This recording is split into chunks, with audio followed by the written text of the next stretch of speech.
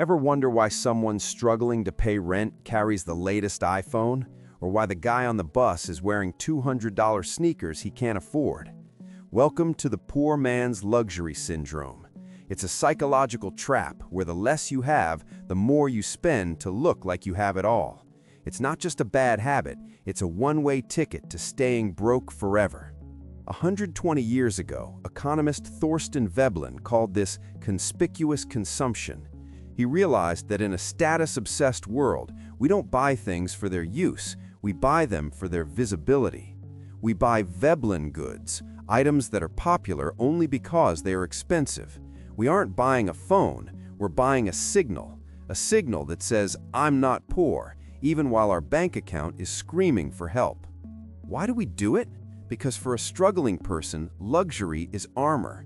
It's a desperate attempt to buy the respect society denies the poor.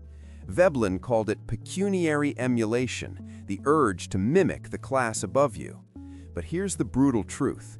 The rich buy assets, things that make them money. The poor buy liabilities, things that look expensive but eat their future.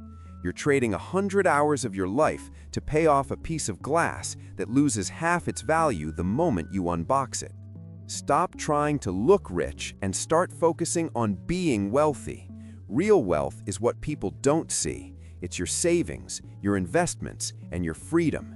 The iPhone won't save you. The brand won't hide the stress. Stop performing for a crowd that doesn't care about you. Break the cycle. Build the life. Stop the show.